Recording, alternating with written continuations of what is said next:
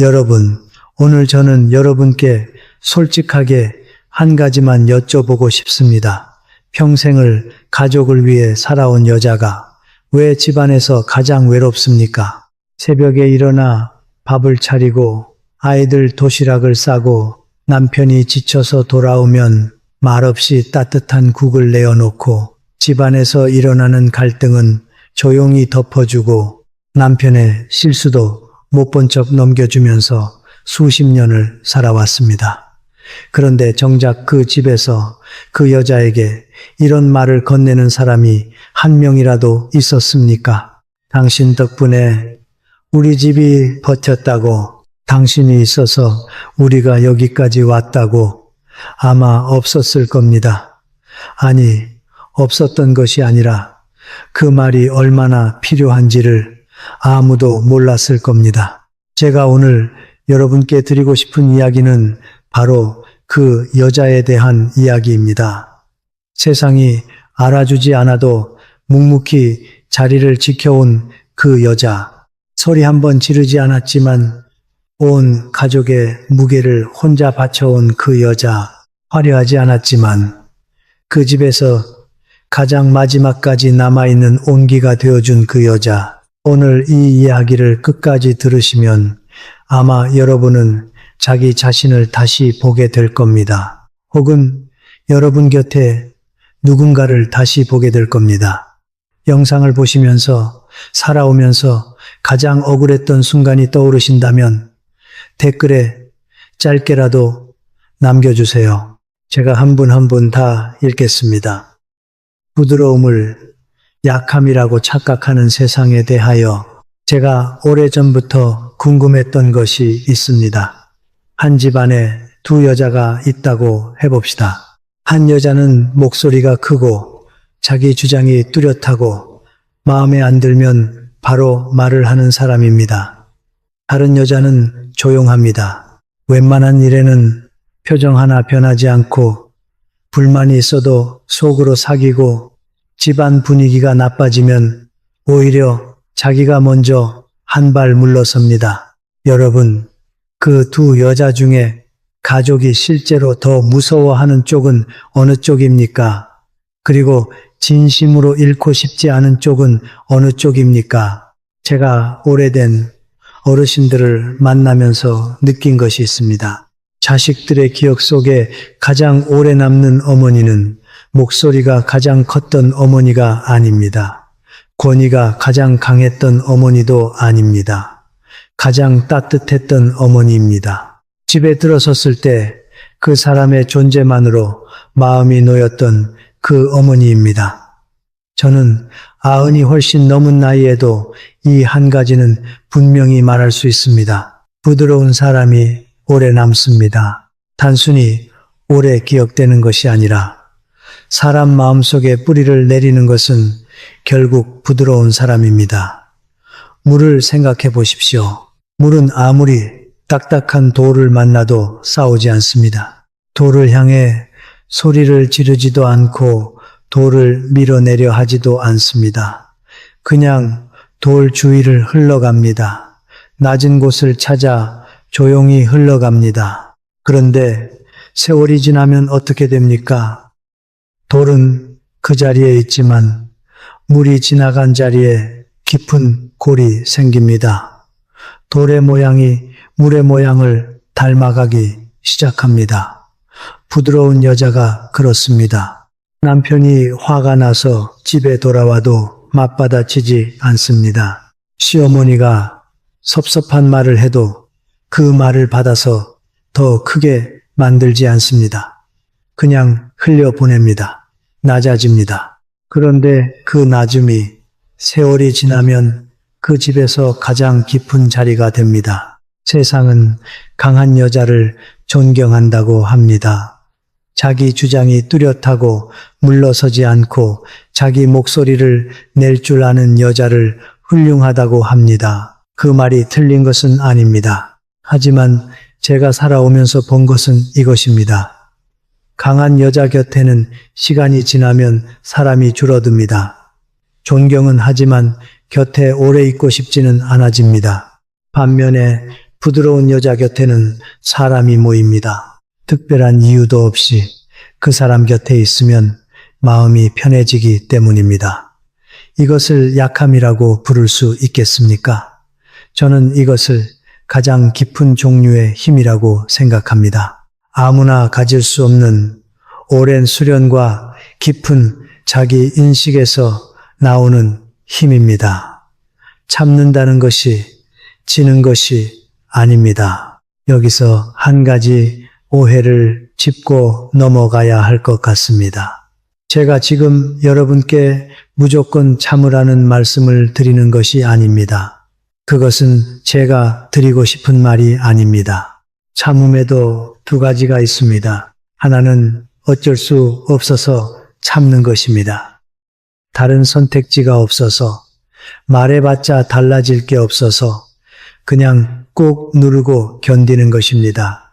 이 참음은 사람을 안으로 병들게 합니다. 작지 않은 감정이 쌓이고 쌓여서 언젠가 엉뚱한 곳에서 터져 나옵니다. 아니면 병이 됩니다. 그런데 다른 참음이 있습니다. 선택으로서의 참음입니다. 상황을 보고, 사람을 보고, 지금 이 자리에서 내가 말을 보태는 것이 도움이 되는지 안 되는지를 판단해서 스스로 선택해서 말을 아끼는 것입니다. 이것은 굴복이 아닙니다. 이것은 지혜입니다. 이것은 인내입니다. 제가 아는 어떤 분의 이야기를 해드리겠습니다. 그분의 남편이 사업에서 크게 실패한 적이 있었습니다. 전 재산을 날리다시피 했고, 집도 팔아야 했고, 주변 사람들에게 고개를 들 수 없는 상황이 되었습니다. 남편은 며칠째 방에서 나오지 않았습니다. 밥도 먹지 않았습니다. 그 부인이 어떻게 했을까요? 저는 그분을 나중에 만나서 그때 이야기를 들었습니다. 처음에는 화가 났다고 하셨습니다. 어떻게 이럴 수가 있냐고, 이제 어떻게 살라고, 속에서 불이 올라왔다고요. 그런데 그분은 그 말을 남편에게 하지 않으셨습니다. 왜냐하면 보셨기 때문입니다. 그 방에 누워있는 남편이 지금 자기 자신한테 이미 하고 있는 말이 자기가 하려는 말보다 훨씬 가혹하다는 것을 알았기 때문입니다. 그분은 그냥 밥을 차려서 방문 앞에 놓아두셨습니다.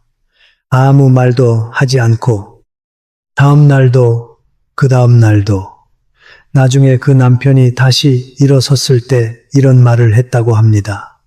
그때 당신이 아무 말도 안 해줘서 내가 살았다고 뭐라도 한마디 했으면 나는 그날 나가버렸을 거라고. 참음이 지는 것이라면 그분은 그 결혼에서 진 것입니까? 아닙니다. 그분이 이긴 것입니다. 그것도 아무도 흉내낼 수 없는 방식으로. 우리 어른들이 살면서 알게 되는 것이 있습니다. 원망을 품으면 내 집이 감옥이 됩니다. 용서를 품으면 내 집이 절이 됩니다. 같은 집인데, 같은 가족인데 내가 무엇을 품고 사느냐에 따라서 그 공간의 온도가 완전히 달라집니다. 덕이라는 것이 그렇습니다. 눈에 보이지 않습니다. 당장 통장에 찍히지 않습니다. 그런데 그것은 쌓입니다. 소리 없이 아무도 보지 않는 곳에서 쌓입니다. 그리고 나중에 정말로 필요한 순간에 그 쌓인 것이 그 가정을 지킵니다. 그 자녀를 지킵니다. 저는 이것을 삶에서 직접 보았습니다. 수십 년을 지켜봤습니다. 조용히 덕을 쌓은 여자의 집은 세월이 지나도 무너지지 않습니다. 그 힘이 어디서 왔는지 가족 스스로도 모르는 경우가 많습니다. 하지만 그 뿌리는 분명히 있습니다. 그 부드럽고 조용한 여자에게서 나온 것입니다. 다만 한 가지는 분명히 말씀드려야 합니다. 이것은 폭력을 견디라는 말이 아닙니다. 무시당하고 짓밟혀도 웃으면서 살라는 말이 아닙니다. 그건 참음이 아니라 포기입니다. 제가 말씀드리는 것은 불에 기름을 붓지 말라는 것입니다. 상처에 상처를 더하지 말라는 것입니다. 지금 이 상황이 화가 나더라도 내가 더 보태지 않으면 불길이 줄어드는 경우가 있습니다. 그 선택을 할 수 있는 사람이 그 집에서 진짜 어른입니다. 여러분, 살면서 단 한 번이라도 내가 이렇게까지 참아야 하나 싶었던 순간이 있으셨나요? 댓글에 그때 이야기를 남겨주시면 제가 다음 영상에서 꼭 다뤄보겠습니다. 엄마의 등을 보고 자란 아이가 어른이 됩니다. 아이들은 우리가 가르치는 말을 듣지 않습니다. 우리가 사는 모습을 봅니다. 이것을 저는 오랫동안 교육을 이야기하면서 느껴왔습니다. 도덕 시간에 배운 것, 교과서에서 읽은 것, 부모가 훈계한 말, 이것들은 성인이 되면 대부분 기억에서 사라집니다. 그런데 남는 것이 있습니다. 어머니의 모습입니다. 아버지가 화가 나서 큰 소리를 쳤을 때 어머니가 어떻게 했는지, 집에 돈이 없었을 때 어머니가 어떤 표정을 하고 있었는지, 할머니가 어머니에게 섭섭한 말을 했을 때 어머니가 어떻게 반응했는지, 이 장면들이 아이의 마음속에 새겨집니다. 말이 아니라 장면으로, 교훈이 아니라 감각으로 그 아이가 어른이 되어서 자기 가정을 꾸릴 때 그 장면들이 되살아납니다. 어머니가 그랬던 것처럼 하게 됩니다. 혹은 어머니와 정반대로 하려고 발버둥 치지만 그 발버둥 자체가 어머니로부터 왔습니다. 제가 오래 살면서 이런 분들을 많이 보았습니다. 다 큰 자녀가 품성이 반듯하고 어려운 상황에서도 무너지지 않고 사람 사귀는 것이 따뜻한 경우 그 어머니를 보면 대부분 조용한 분입니다. 목소리가 크지 않고 자식을 몰아붙이거나 통제하려 하지 않고 그냥 자기 삶을 성실하게 살아온 분입니다. 그 어머니들이 자녀를 잘 가르쳐서 그렇게 된 것이 아닙니다. 어머니의 삶 자체가 그 자녀의 안에 스며들어간 것입니다.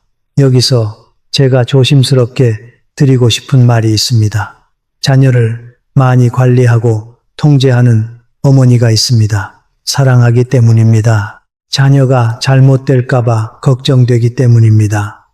그런데 제가 본 것은 이렇습니다. 어머니가 빈틈없이 채워주는 집에서 자란 아이는 스스로 채울 줄을 모릅니다. 빈 곳이 없으니 자기가 채울 기회 자체가 없었던 겁니다. 그리고 그 아이는 나중에 어려움이 왔을 때 도망치는 법을 배웁니다. 왜냐하면 어려움 자체를 경험해 본 적이 없으니까요. 빈 그릇을 생각해 보십시오. 그릇에 이미 음식이 가득 차 있으면 아무것도 더 담을 수 없습니다. 그런데 빈 그릇은 무엇이든 담을 수 있습니다. 어머니가 조금 비워두는 것, 정답을 미리 주지 않는 것, 해결을 미리 해주지 않는 것, 그것이 아이에게 빈 그릇을 만들어주는 일입니다. 그 빈 그릇을 가진 아이가 나중에 자기 삶의 내용으로 그릇을 채워갑니다. 제가 아는 어떤 어머니 이야기를 잠깐 해드리겠습니다. 그분은 많이 배우신 분이 아니었습니다. 글도 능숙하지 않으셨고 세상 돌아가는 이야기에도 밝지 않으셨습니다. 자녀에게 대단한 교훈을 가르쳐 주실 형편도 아니셨습니다. 그런데 그분이 하신 것이 하나 있습니다. 아이가 울면 아무 말 없이 안아주셨습니다. 왜 우냐고 묻지 않으셨습니다. 이제 그만 울라고 하지도 않으셨습니다. 그냥 안아주셨습니다. 그 아이가 어른이 되었습니다. 저는 그 어른을 압니다. 그분은 다른 사람이 울 때 무슨 말을 해야 할지 몰라 쩔쩔매지 않습니다. 그냥 곁에 있어 줍니다. 그리고 그것이 얼마나 큰 위로인지를 압니다. 어머니에게서 배운 것입니다. 말로 배운 것이 아니라 몸으로 배운 것입니다. 자식을 바꾸려 하지 마십시오. 자식 앞에서 여러분이 먼저 변하십시오. 그것이 진짜 교육입니다. 그것이 세상에서 가장 오래가는 가르침입니다. 알아주는 사람이 없어도 괜찮은 여자. 이제 좀 더 깊은 이야기를 해도 될까요? 이것은 제가 가장 조심스럽게 드리고 싶은 이야기이기도 합니다. 세상에는 이상한 법칙이 하나 있습니다. 가장 이해심이 깊은 사람이 가장 적게 돌봄을 받습니다. 왜냐하면 주변 사람들이 그 사람에 대해 이런 생각을 하기 때문입니다. 저 사람은 괜찮을 거야. 저 사람은 혼자서도 잘 해낼 거야. 그래서 전화를 잘 안 합니다. 안부를 잘 묻지 않습니다.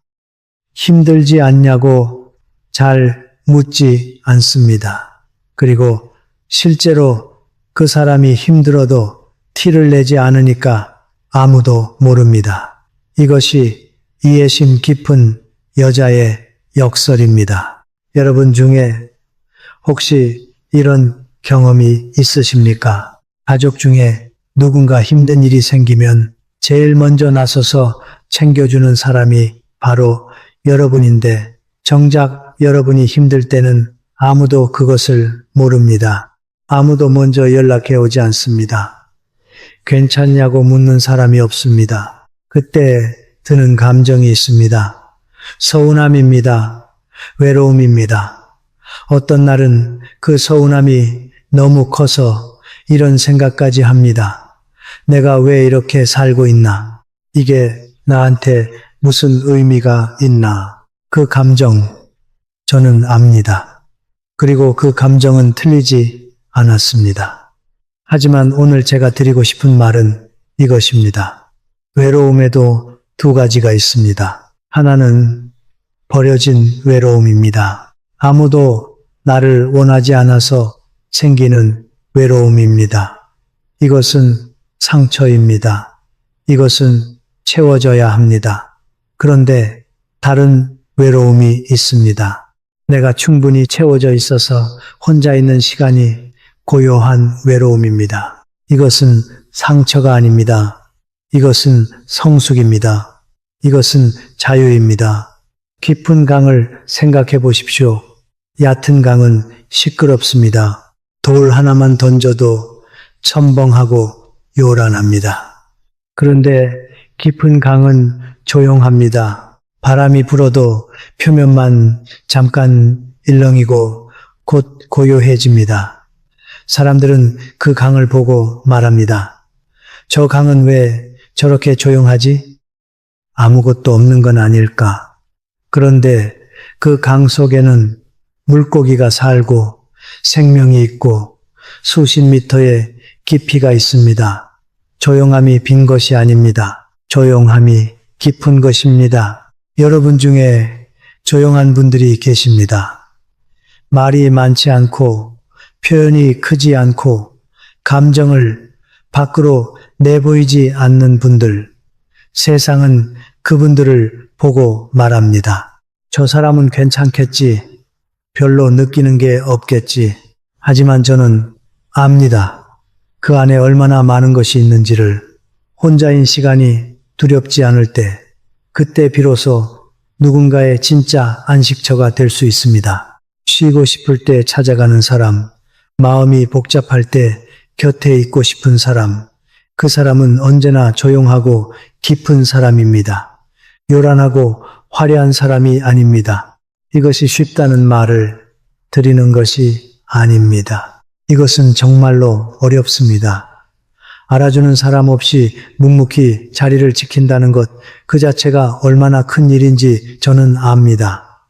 아무나 할 수 없습니다. 그래서 이것이 품격입니다. 이것이 그 여자의 품격입니다. 착하게 살았는데 왜 이렇게 힘드냐고요. 이제 제가 가장 무거운 질문을 꺼내야 할 것 같습니다. 이 질문을 마음속에 가지고 계신 분들이 많다는 것을 압니다. 하지만 이런 말을 밖에서 하기가 쉽지 않습니다. 불평처럼 들릴까봐, 믿음이 없는 사람처럼 보일까봐 나는 착하게 살았습니다. 남에게 나쁜 짓을 한 적이 없습니다. 가족을 위해 희생했습니다. 그런데 왜 이렇게 힘듭니까? 주변에 보면 나쁜 짓을 하면서도 잘 사는 사람들이 있습니다. 거짓말을 잘하고 자기 이익만 챙기고 약한 사람을 밟으면서도 오히려 더 잘 되는 것처럼 보입니다. 그걸 볼 때 드는 생각이 있습니다. 세상이 불공평하다는 생각입니다. 착하게 사는 게 무슨 의미가 있나 하는 생각입니다. 이 질문에 제가 할 수 있는 말이 있습니다. 먼저 그 나쁜 사람에 대해서입니다. 그 사람이 지금 누리고 있는 것들, 그것은 그 사람이 앞으로 누려야 할 것을 지금 미리 쓰고 있는 겁니다. 마지막에 남겨둬야 할 복을 지금 다 꺼내 쓰고 있는 것입니다. 지금 화려해 보일 수 있습니다. 하지만 나중에 진짜로 필요한 순간이 왔을 때 병이 들거나 자식이 위기에 처하거나 아무도 없이 혼자 남게 되었을 때 그때 꺼낼 것이 없습니다. 이미 다 써버렸기 때문입니다. 그리고 착한 여러분에 대해서입니다. 저는 이 부분이 더 중요하다고 생각합니다. 착하게 살았는데 힘든 분들을 오래 지켜본 결과 제가 발견한 것이 있습니다. 많은 경우에 그분들은 착하게 살았지만 그러면서도 마음 한쪽에 장부를 만들어 두었습니다. 보이지 않는 장부입니다. 내가 이만큼 했는데, 내가 저 사람을 위해 이것도 했는데 왜 아무도 알아주지 않는가? 왜 보답이 없는가? 이 장부가 있는 한 그 선함은 진짜 선함이 아닙니다. 보상을 기대하는 선함입니다. 그리고 보상이 오지 않을 때마다 마음이 아픕니다. 그래서 힘든 것입니다. 진짜로 자유로운 선함은 장부가 없습니다. 했으면 했고 준 것은 준 것입니다. 그것이 나에게 돌아오든 돌아오지 않든 그것은 하늘의 일이고 나는 내 일을 한 것입니다. 이런 마음에 이르면 착하게 살아도 힘들지 않습니다. 아니, 힘들어도 괴롭지 않습니다. 씨앗을 생각해 보십시오. 씨앗을 오늘 심는다고 해서 내일 열매가 열리지는 않습니다. 한 달이 지나도 반년이 지나도 안 보일 수 있습니다. 하지만 그 씨앗은 분명히 땅속에 있습니다. 뿌리를 내리고 있습니다. 때가 되면 반드시 나옵니다. 씨앗을 심지 않으면 열매는 절대 열리지 않습니다. 그것만은 확실합니다. 제가 아는 어떤 분은 예순이 넘은 나이에도 당신이 왜 잘 살고 있는지를 스스로 모르셨습니다. 자식들이 모두 반듯하게 자랐고 사위와 며느리가 어른을 잘 모셨고 손자들이 밝게 자랐습니다. 그분은 그냥 살았을 뿐이라고 하셨습니다. 대단한 것을 하지 않았다고 하셨습니다. 하지만 저는 알았습니다. 그분이 평생 조용히 심어온 씨앗들이 이제 그 가정 전체에 열매를 맺고 있다는 것을. 그 씨앗이 무엇이었냐고요?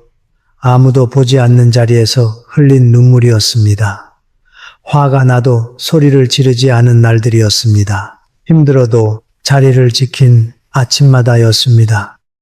당신도 쉬어야 합니다. 이제 오늘 이야기의 가장 조용한 부분에 왔습니다. 여러분, 제가 오늘 이야기 내내 부드러운 여자를, 참는 여자를, 지혜로운 여자를 이야기해 왔습니다. 그런데 이제 이 말을 드려야 할 것 같습니다. 기둥도 쉬어야 합니다. 기둥이 아무리 튼튼해도 쉬지 않으면 금이 갑니다. 아무도 모르는 사이에 안에서 균열이 생깁니다. 겉은 멀쩡해 보여도 속이 비어가고 있습니다. 여러분이 지금까지 가족을 위해 자리를 지켜왔다면 이제는 자신을 위해 잠깐 자리를 내어줄 때가 되었습니다. 스스로를 돌본다는 것이 이기적인 일이 아닙니다. 저는 이것을 강조하고 싶습니다. 비행기에서 산소 마스크가 내려오면 어른이 먼저 자기 것을 씁니다.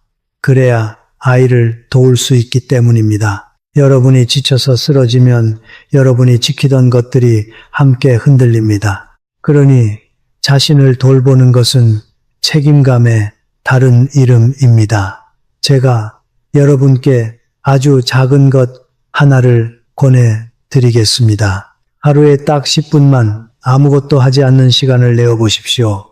밥을 하지도 말고, 전화를 하지도 말고, 뭔가를 생각하려고 하지도 마십시오. 그냥 앉아서 숨을 쉬십시오. 창밖을 보거나, 눈을 감거나, 그냥 숨만 쉬십시오. 이것이 너무 단순해 보입니까? 그런데 이것을 못하는 분들이 얼마나 많은지 모릅니다.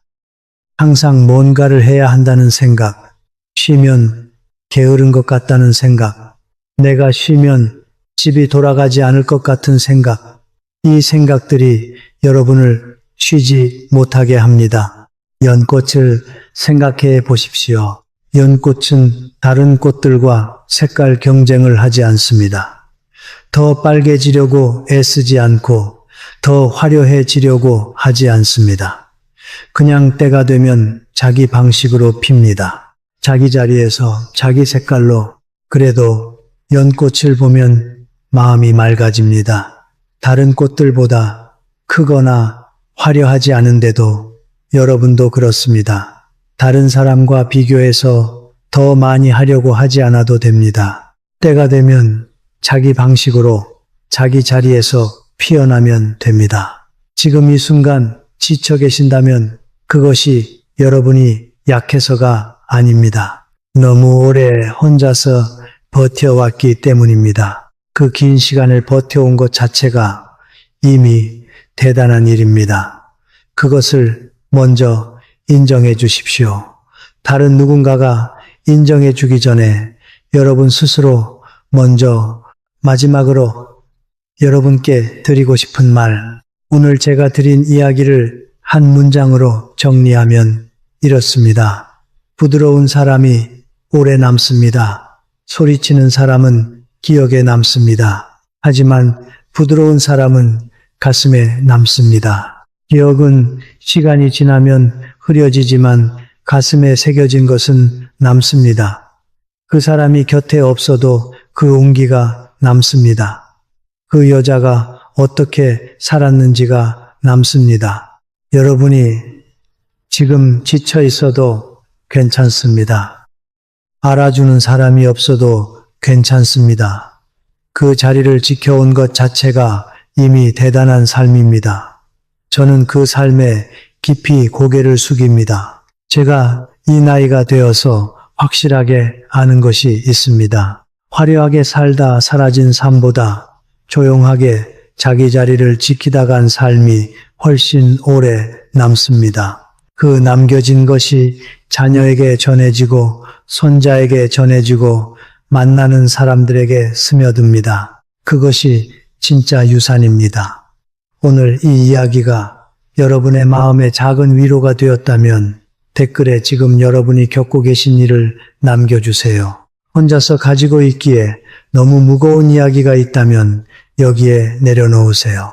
제가 다음 영상에서 더 깊이 나눠드리겠습니다. 그리고 오늘 이 이야기가 마음에 남으셨다면 구독 버튼을 눌러주십시오.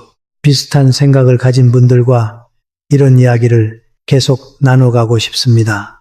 살아가면서 놓치기 쉬운 것들, 바쁘게 살다 보면 잊어버리는 것들, 그런 이야기를 앞으로도 천천히 함께 해 나가겠습니다. 저는 항상 여기서 여러분을 기다리고 있겠습니다.